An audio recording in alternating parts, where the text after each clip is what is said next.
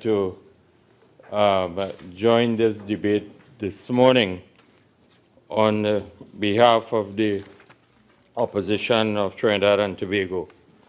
Madam Speaker, I take the opportunity here to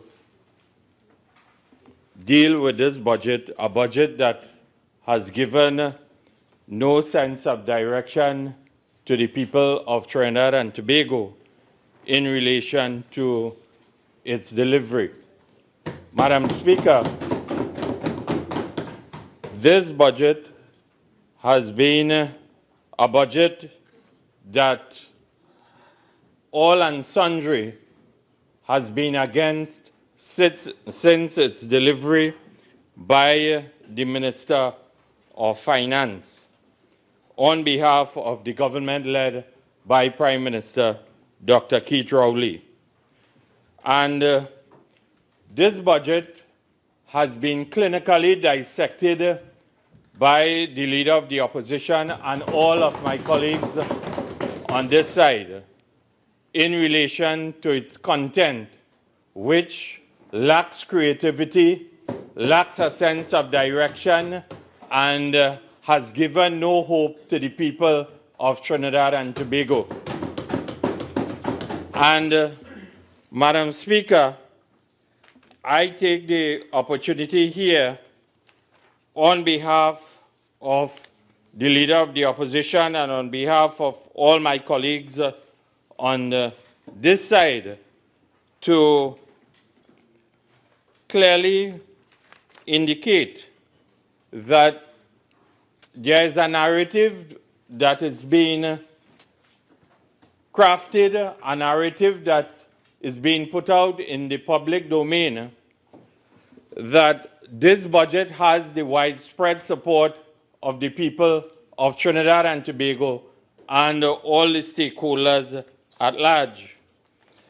And I want to say from the outset, Madam Speaker, that this government led by Prime Minister Dr. Keith Rowley is living in a fool's paradise and living in an environment where they are totally disconnected from the people of Trinidad and Tobago, Madam Speaker.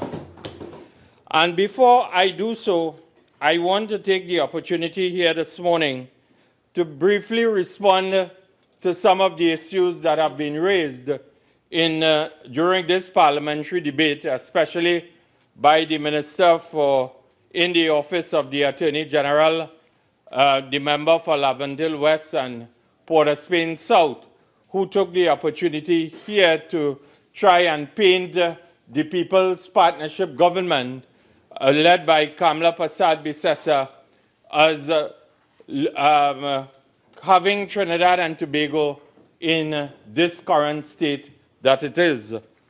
And I want to say that in our 5 years led by the Honorable Kamla Persad-Bissessar, every sector of this society more or less experienced what we would call an increase in their standard of living.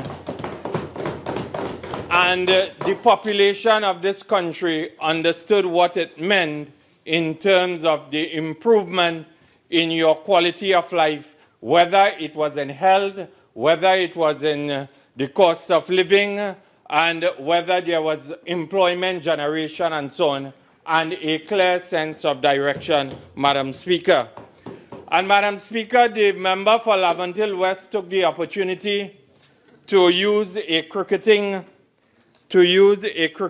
analogy to indicate that the Minister of Finance was like the legendary West Indies fast bowler who is popularly known as or referred to as Whispering Death, the legendary Michael Houlin.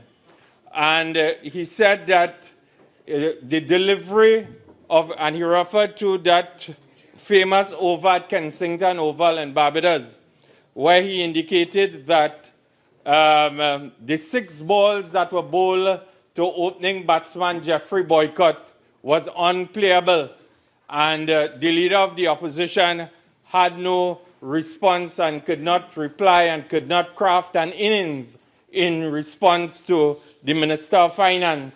Well, I want to tell the member for Laventille West here this morning that he's not in the chamber, but I'm sure that his colleagues will take the opportunity to inform him that after 3 attempts to take his guard at the crease, Prime Minister Dr. Keith Rowley has relegated him to what we would call 13th man. He's no longer in the first 11.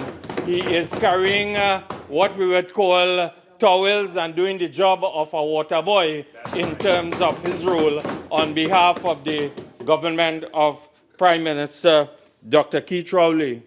And Madam Speaker, the member for Laventille West, in his usual style, crass and attempting to be vulgar and intimidatory in his language and so on, launched what we would call a broad-based attack, an unwarranted attack on all the prison officers of Trinidad and Tobago and the Prison Officers Association of this country. Madam Speaker, whilst there may be challenges within the prison service of this country, the member for Laventille West attempted to broad brush and to cast aspersions on the integrity of an arm of the law enforcement agencies of Trinidad and Tobago. And Madam Speaker, the member for Laventille West went into the private lives of the prison officers of this country. He did not present one iota of evidence. He did not present any kind of studies or impact assessment as it relates to his findings or his conclusions. And he came up with his grand theory and so on. But what he will not tell the Parliament of Trinidad and Tobago is that the Attorney General, who has been parading up and down Trinidad and Tobago attempting to shape and craft an image of him as a performing Attorney General, has abandoned the Prison Officers Association since he met with them in February of 2017, Madam Speaker. 8 months, and the member for Laventille West, being a former member of the law enforcement agencies of this country, a former policeman and so on, should have been able to tell Trinidad and Tobago what his incompetent PNM government is doing to deal with restorative justice and the prisons system, the challenges that are confronting the prison officers of Trinidad and Tobago and even the prisoners within the restorative justice system and so on in this country, Madam Speaker. And of course, my good friend from Port of Spain South, who attempted to paint a picture of wastage, mismanagement, and so on. Well, I want to tell Port of Spain South this morning that she must do a sense of introspection and a sense of confession and admit that the PNM is scandal after scandal, corruption after corruption since September of 2015, Madam Speaker. And they attempt to take the opportunity here over the last few days, Madam Speaker, of, as I said, attempting to shape a script, attempting to shape a narrative that there was waste management, mismanagement, and corruption, Madam Speaker. But I want to tell Port of Spain South that if she has done her sense of introspection, she would definitely come to the conclusion that there is crookedness in terms of the procurement of the Cabo Star and the Ocean Flower and the individual that the Prime Minister who is touted to have loved goat roti and so on in relation to recruiting him as a lobbyist on behalf of the government of Trinidad and Tobago and the people of Trinidad and Tobago. And Madam Speaker, no one can tell us after that allocation, I think of how many $1 million? 14 or $16 million for this famous or infamous gentleman who the member for Orapuch East said that has a pasha for goat roti and so on. If he has been able to bring any kind of what we would call foreign direct investment, anything that will lead to an improvement in the quality of life on behalf of the citizens of Trinidad and Tobago. He has been an abysmal failure in the field of foreign affairs, and that is why Trinidad and Tobago is not really taken seriously at the United Nations based on the performance or the lack of performance on behalf of the Minister of Foreign Affairs, Madam Speaker. Madam Speaker, and they want to tell you the Minister of Finance wants to tell Trinidad and Tobago that the burden is being shared by all and it is being equitably distributed based on the paradigm shift and ensuring a pathway of progress and prosperity and sustainability for the economy of this country, Madam Speaker. Well, I want to tell the Minister of Finance here this morning, after 3 budget presentations, after 2 midterm reviews, or mid-year reviews, whatever terminology he may want to append it from a financial point of view, and after how many drawdowns from the Heritage and Stabilization Fund and borrowings, whether locally or from the multilateral lending agencies and so on. The paradigm has not shifted and it will not change. The only thing that the people have grown accustomed to under the PNM is taxation, unemployment, underemployment, pain, suffering, and hardship. The health sector is in chaos, Madam Speaker. It is taking people 6 and 7 and sometimes a year and more than a year to get an appointment to do routine surgeries. The passport system has collapsed in Trinidad and Tobago. We are no longer being able to access a passport after get 2 weeks and so on in terms of an appointment on renewal. I am told that there's a shortage of passports in Trinidad and Tobago, and as a result of that, people who want to fly out of Trinidad and Tobago, they are being subjected to exorbitant fees in terms of paying for an expedited passport. Well, so whether it is from an educational point of view, from a medical point of view, from dealing with wanting to even go on a business enterprise and so on, people have to wait months now, and the renewal of passports and the passport system at the Immigration Division of the Ministry of National Security, Madam Speaker, has collapsed, and it is indicative of the performance and the lack of leadership on the part of Prime Minister Dr. Keith Rowley. And I want the Minister of Finance to listen, because apparently he has made up his mind that he is not prepared to engage any stakeholder. That is why he went at the Chamber of Commerce post-budget forum analysis and attempted to attack a member of what we would call the professional class of this country, an economist who was attempting to put a different perspective, a different direction on the presentation of the budget. And the Minister of Finance attacked an economist in the person of Ms. Mala Dukaran.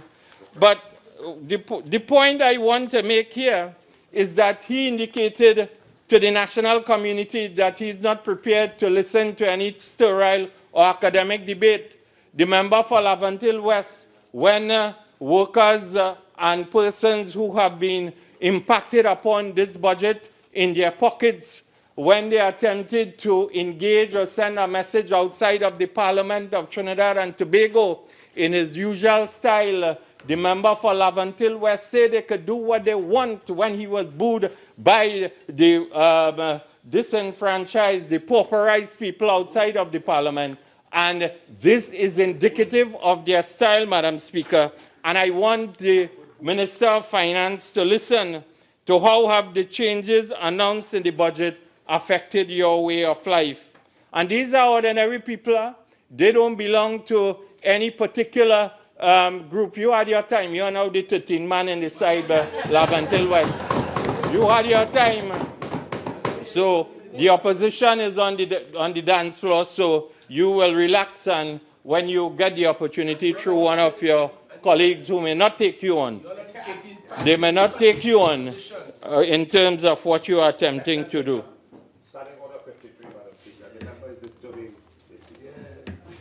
So, Madam Speaker, for example, a kitchen supervisor by the name of Sharmati Pancham from South Arapuch, things already expensive. Imagine what's going to happen now that fuel prices gone up. Your pay not getting better, going up, but the cost of living getting higher and higher. Life will get harder for the people. Annie Mohan, a business owner from Chaguanas. I have a problem with gate. My daughter got a diploma, and I have to get $14,000. I have to buy gas, food. I am single. We need to buy gas, food, and pay bills. I feel like a pauper. Angela Francis, a cemetery keeper from Mova. I don't even want to think about it. Life is hard for the working class, and think about it becoming stringent. The working class pays the price. Madam Speaker, Sarah Perrier, a student from Port of Spain, people can barely afford these prices. Now we have now, and they are not raising your salary. And of course, Madam Speaker, Natalie Purcell, 18, a student from Rosilac. In terms of gate, we have to wait too long when we apply for gate to know if we are approved. Now with the means test, I don't know what this means for us. And in the meantime, we have to find the money to pay our tuition fees, Madam Speaker. This is, yes, what we would call a snippet of the ordinary people who responded within. They didn't need any sense of analysis, Madam Speaker. They didn't need an economist. They didn't need an investment analyst and so on to tell them within mere hours of the delivery of this budget, this was the response of the ordinary people of Trinidad and Tobago, telling the failed government and the incompetent government of Prime Minister Dr. Keith Rowley, there can be no shift in the paradigm because it is sustained pressure on the poor since the 7th of February 2015, Madam Speaker.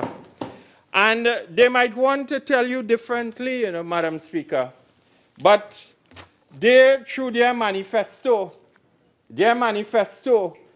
of 2015, and also in their interaction with the different stakeholders and so on in Trinidad and Tobago, they knew that in a way that when the partnership came into being, that there was what we would call an economic collapse or financial collapse in 2008, when the partnership came into power under Kamla Prasad Bisesa.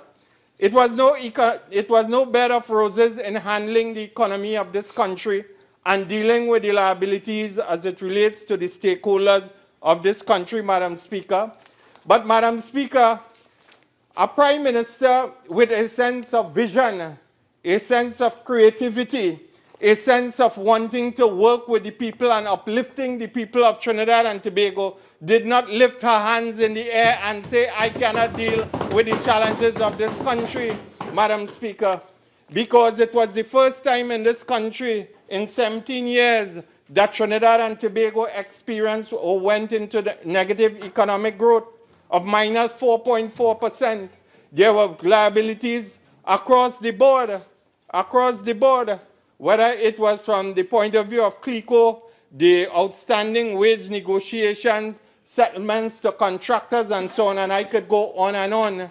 And I want to tell Trinidad and Tobago to be very careful of this government, because it has been a sham, a charade, one of the biggest, what we would call propaganda jobs that they have carried out on the population, even before 2015, Madam Speaker, because they was in the practice nets, going all over the country.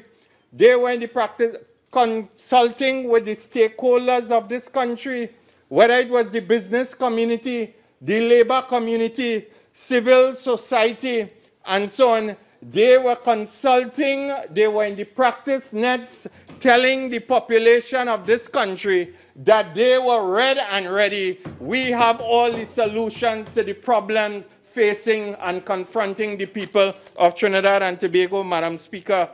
And they might want to tell you, but they might want to deny it, but I want to remind you here this morning, Madam Speaker, and just read into the record and ask the Minister of Finance what has become of the Memorandum of Understanding with the labor movement of Trinidad and Tobago, and what has become of the grandiose promises that they made via the manifesto in terms of job creation and stimulating the economy of this country and providing a firm platform for future generations of this country, Madam Speaker. Madam Speaker, the great PNM, the savior of the labor movement, the Minister of Labor has gone into hiding 2 years ago since she made a promise for what is called a grand 10-point plan to the workers of ArcelorMittal and Centrin, and only resurfaced on Pigot's Corner, what night, 2 years after hiding from the population and the labor movement of Trinidad and Tobago, Madam Speaker. But you know what is more important?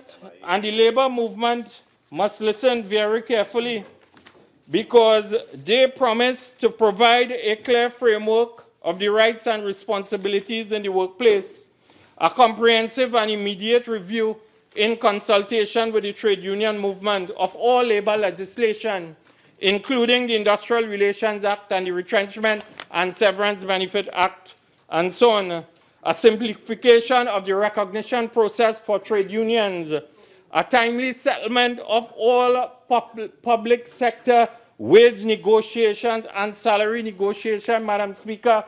When we were the government of Trinidad and Tobago, we met all the negotiations that they left hanging. In fact, the country must remember, never forgive them, because they had and enjoyed oil prices at being $147 for US dollars per barrel of oil. Natural gas was being sold at $9 per MMBTU. And you know what was their offer to the labor movement at that time, Madam Speaker? 0, 0, 0, Madam Speaker. So a leopard cannot change its skin.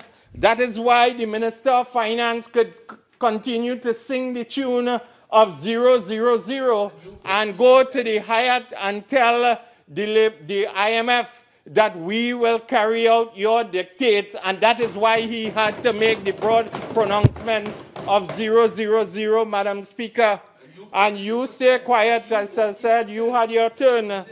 And that is why your arrogance will always continue to be remembered by the people of Trinidad and Tobago, Madam Speaker.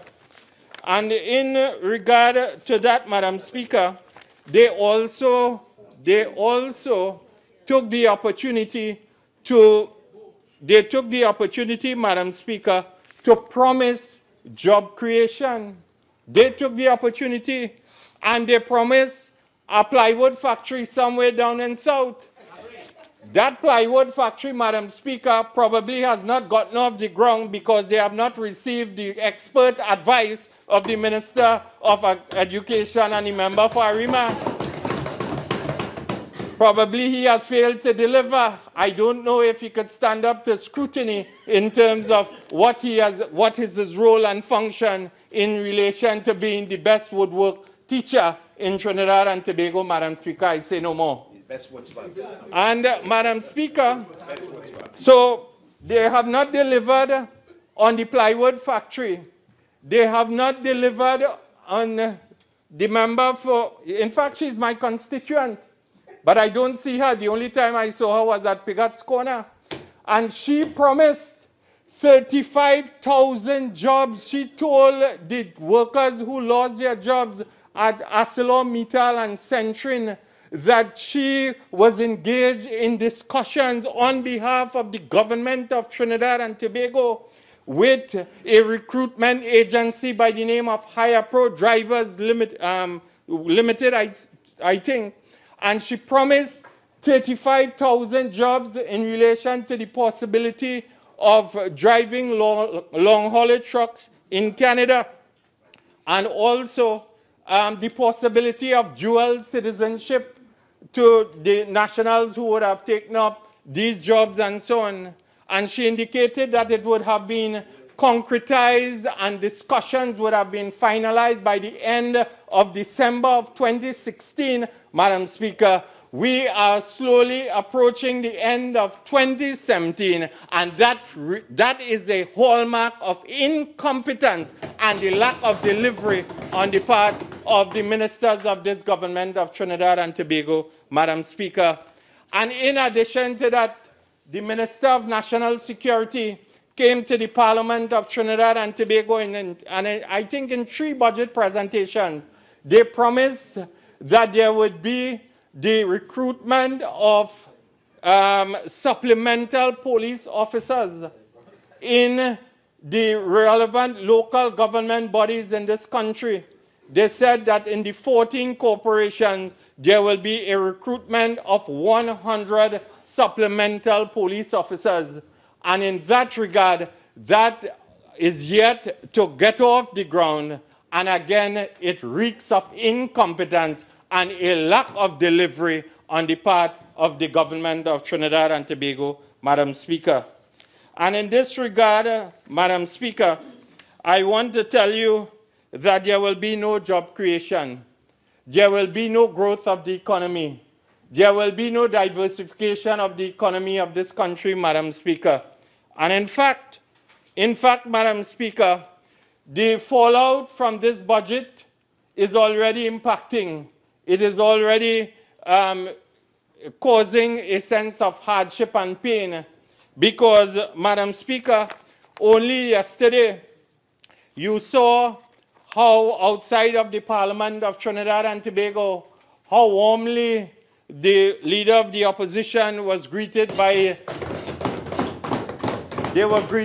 she was greeted by a large contingent of workers from the Union of Commercial, what we would call Union of Member Clubs and Lottery Workers in Trinidad and Tobago, Madam Speaker, because they know that the only hope for the restoration of Trinidad and Tobago is a government led by Kamla Persad-Bissessar, Madam Speaker. And already 6 clubs have closed their doors. Already 6 clubs have closed their doors.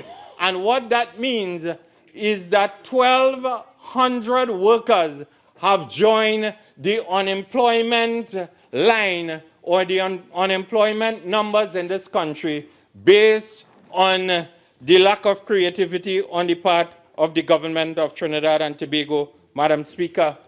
And the Minister of Finance has attempted to double the taxation, Madam Speaker, on the already, what I would call persons who are committed to paying their taxation and so on, Madam Speaker.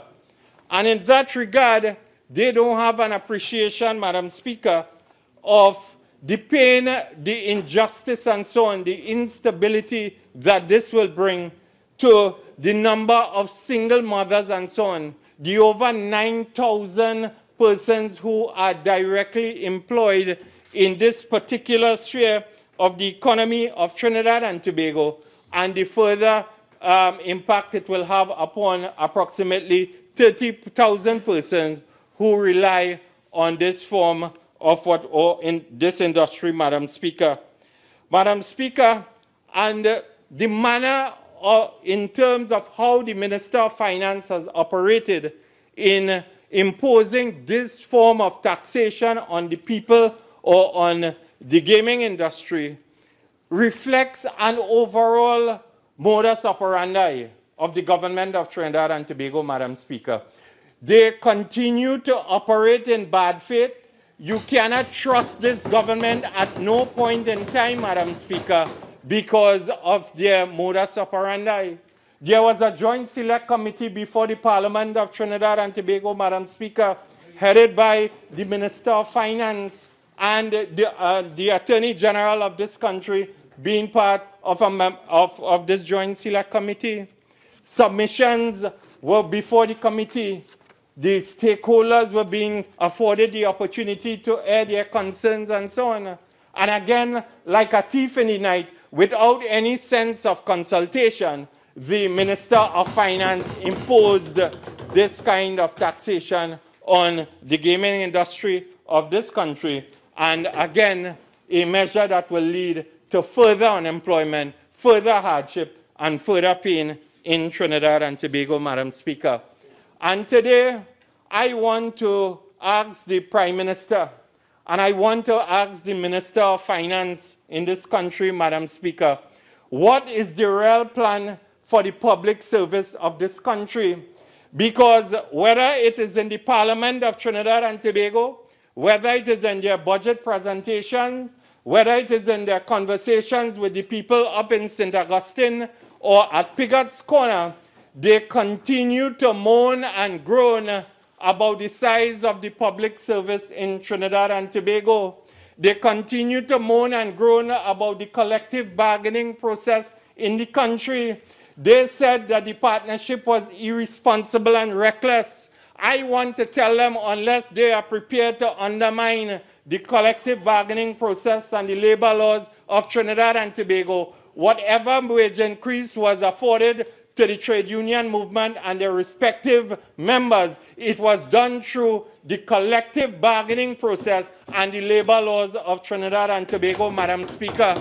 And what it tells me is that you are attacking the independence of the office of the chief personnel officer of this country and the officers of the Ministry of Labor and the Industrial Court of Trinidad and Tobago, because there were agreements that were realized bilaterally at the Ministry of Labor, at the Office of the Chief Personnel Officer, and the Industrial Court of Trinidad and Tobago.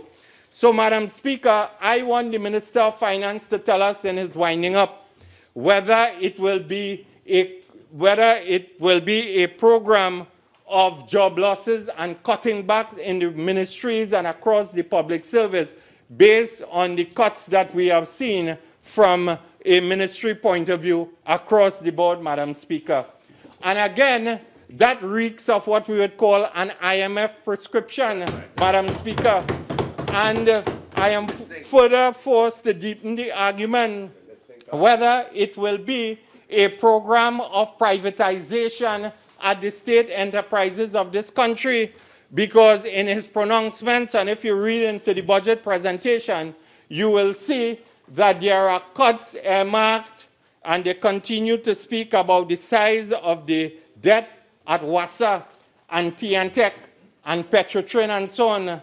In fact, what was stated in relation to Petrotrin, Madam Speaker, we heard it in the last budget, and we heard it in the budget before, Madam Speaker. So nothing new has been said, Madam Speaker. And is it that the Minister of Finance is setting the platform for what I would call mass privatization of all the state enterprises in Trinidad and Tobago? Minister of Finance, come clean with the population of this country and come clean with the respective trade unions who are representing these workers in all the state enterprises, Madam Speaker. And that leads me to the very issue of Petrotrin, Madam Speaker. Madam Speaker, at Petrotrin, there seems to be a process now. Well, we will have heard of the fake oil and the scandals and so on that was pointed out by the leader of the opposition. And up till now, they cannot tell us where the audit report is, what will become of the audit report and so on. But they boast of being, they love to use the words transparency and openness in government and so on, and working on behalf of the people of Trinidad and Tobago. What will be the business model that will be used or that will come at Petrotrin, Madam Speaker? Will all the workers at Petrotrin lose their jobs? Will there be the creation of 3 new state entities or 3 new business entities, Madam Speaker, at Petrotrin? And also, Madam Speaker, I want to ask the very important question, Madam Speaker. At Petrotrin, we have heard of restructuring, but it seems it cannot get off the ground. For what reason? Because anytime a board is appointed at Petrotrin, a board is replaced with a parallel committee. We have heard of an implementation committee now in this budget presentation. When the board of Andrew Jupiter was appointed, up till now the country does not know why Andrew Jupiter resigned as the chairman of Petrotrin, whether it was linked to the fake oil scandal and the pressure that was applied on him, and nobody knows why the board of directors were replaced, Madam Speaker. And you had the Lashley report, Permanent Secretary in the Ministry of Energy, a 7-man committee. Nothing worked. The report is out in the public domain. I think the Minister of Energy has it, but he's guarding it. I don't know for what reason. But he has to meet and treat with the OWTU at some point in time. And they must remember time longer than twine, Madam Speaker. In relation to that, after that, no restructuring at Petrotrin. You hear now of a board led by Wilfred Espine, Madam Speaker, and also we hear of an implementation committee. And I want to ask the Minister of Energy and the chairman of Petrotrin, in light of the scandals and in light of the debt burden and in spite of we cannot spend money and so on, if he is aware of Mr. Stephen Derrick, the Vice President of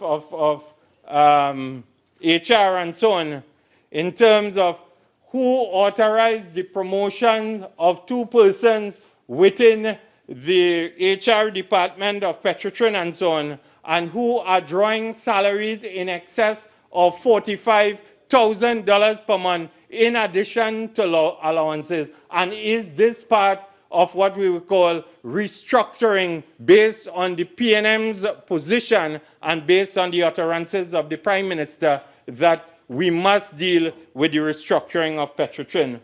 Madam Speaker, I also want to turn my direction to the Trinidad and Tobago Revenue Authority. We have heard of the Trinidad and Tobago Revenue Authority in Budget 1, Budget 2, and Budget 3. And also, we have heard of their grandiose plans and so on. But I want to ask the Minister of Finance this morning, has he instructed the Minister in the Ministry of Finance, Alison West, to conduct what we would call meetings with employees at the Board of Inland Revenue and Customs and Excise to carry out what it called a human resource survey and a human resource exercise to find out whether persons will accept termination or whether they want to reapply in the new entity called the TTRA. And I ask that, Madam Speaker, because up till now, in spite of the Minister of Finance indicating that the budget presentation, in his budget presentation, that this entity will become into force by the beginning of 2018, have they engaged the recognized majority union in law, that is the Public Services Association? Have they formally written to him? Have they carried out have they completed a new organizational structure? Have they completed a manpower audit exercise and so on? And in terms of successorship, Madam Speaker, will the Public Services Association have the right to continue to bargain on behalf of the employees who will form this new TTRA, Madam Speaker?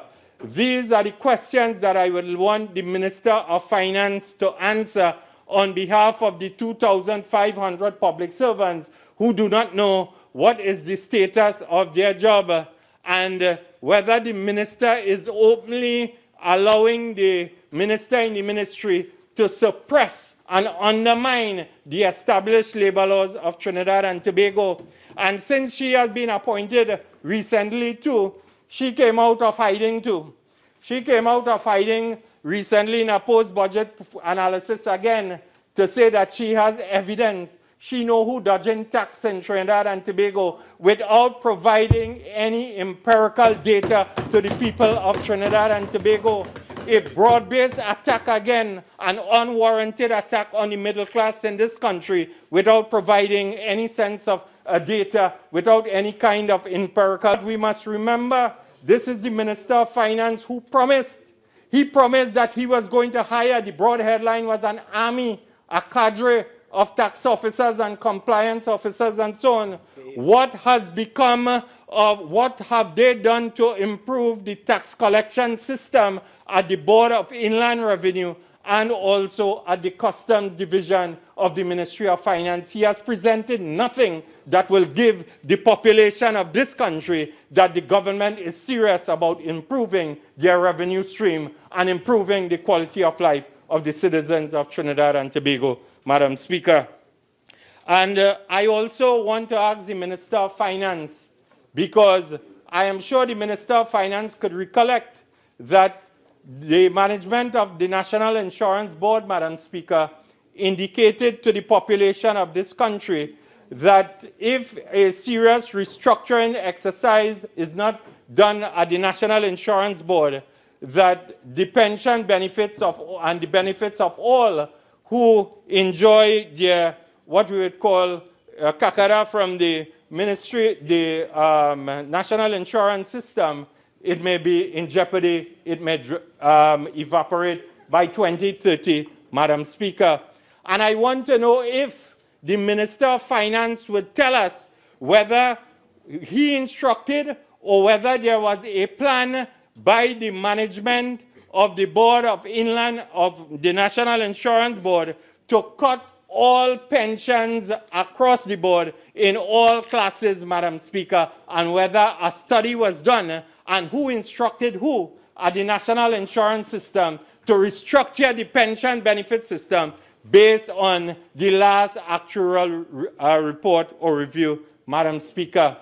That is what I would like the Minister of Finance to answer in his winding up, Madam Speaker.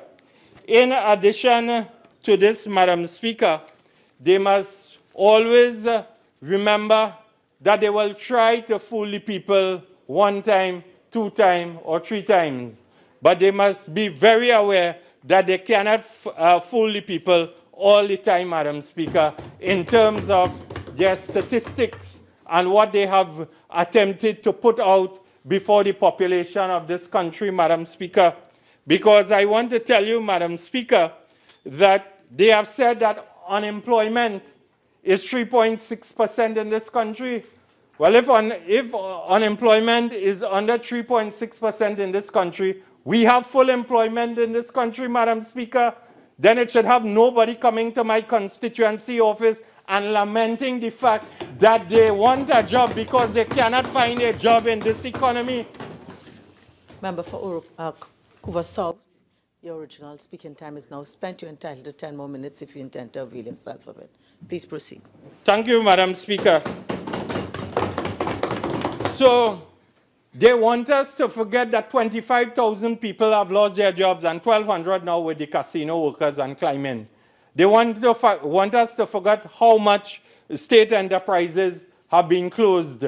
Carney Green, GISL, and I could reel out the list off the top of my head, Madam Speaker. I will not bore you with that. And also, they want you to feel that people, from an inflationary point of view, can afford to purchase basic goods and services. In my opening statement, Madam Speaker, I indicated how much people are traumatized, how people have been brutalized, how people have been beaten into submission from the point of view of their standard of living. And I want to tell them that the taxi drivers in Lekoto, Tobago West, have already increased their taxi fares, and that will be throughout the length and breadth of Trinidad and Tobago, Madam Speaker.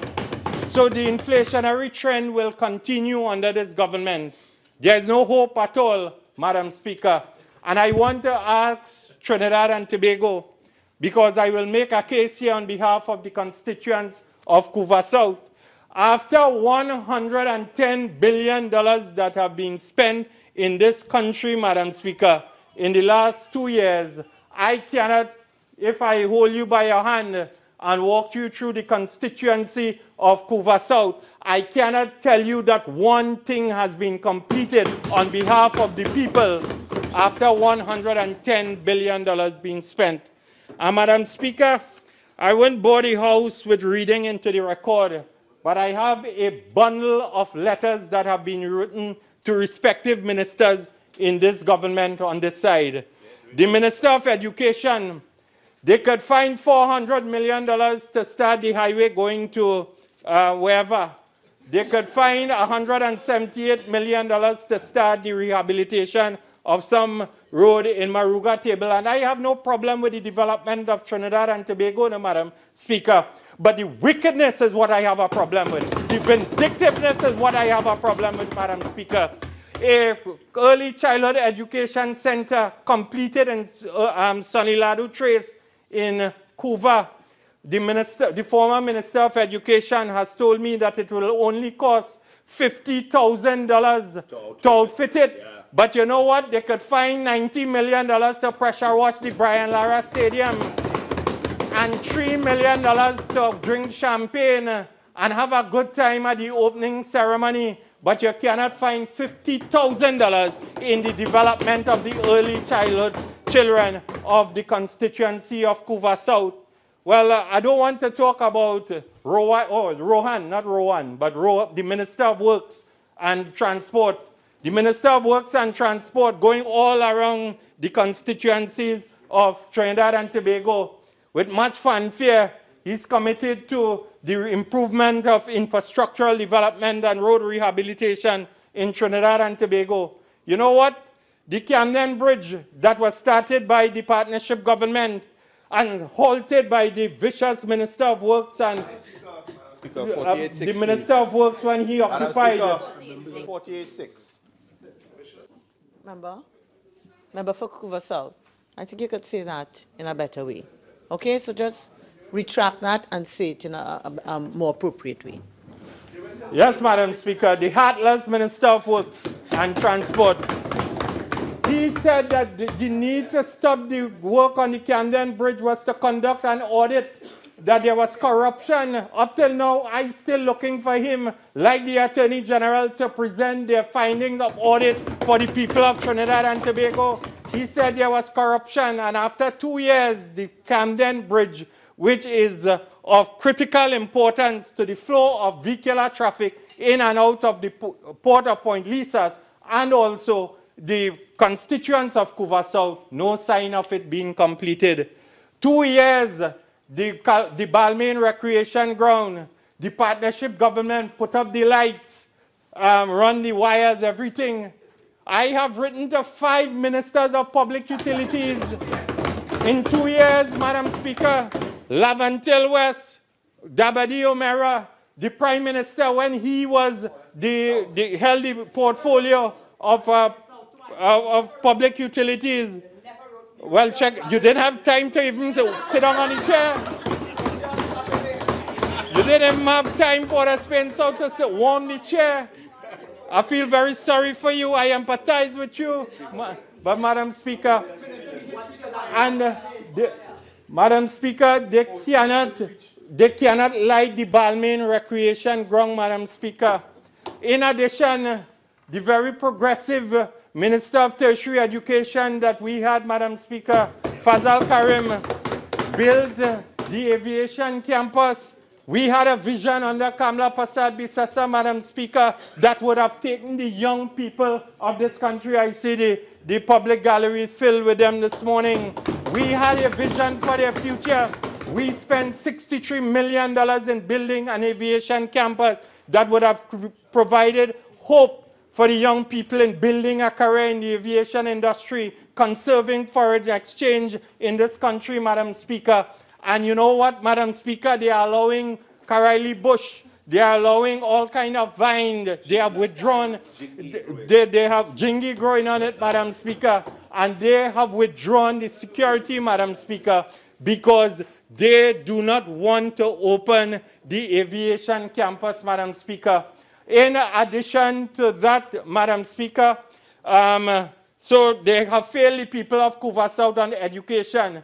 They have failed the people of Couva South on infrastructural development. They have failed the people of Couva South as it relates to the delivery of public utilities. Madam Speaker, I don't know if you drive throughout the length and breadth of Trinidad and Tobago, but the public lighting system in this country has collapsed.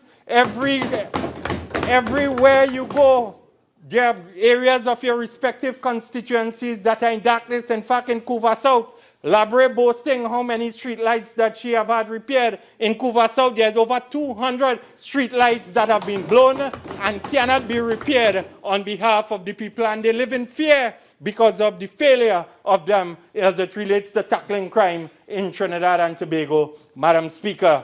So from where I sit, Madam Speaker, there can be no paradigm shift. The only thing that the people will experience under the government of Prime Minister Dr. Keith Rowley is incompetence, scandal, corruption, a lack of delivery, Madam Speaker, and they will be forced to find more money to provide food on the table. They will only be able to barely make ends meet, Madam Speaker, because they are committed to undermining the free and fair collective bargaining process in this country, because in their manifesto too, they promise a timely revision of the minimum wage rates in this country. They cannot tell you how much wage negotiation they have settled on behalf of the workers of this country, Madam Speaker. What is the future for workers and their children in an economy beyond 2040 in this country? Simply because it was a farce, it was a charade, it was a campaign in public relations. They were never ready to govern Trinidad and Tobago. And that is why in the next general elections, whenever it is called, the PNM and Prime Minister, Dr. Keith Rowley, will be history in terms of the political landscape of Trinidad and Tobago. I thank you.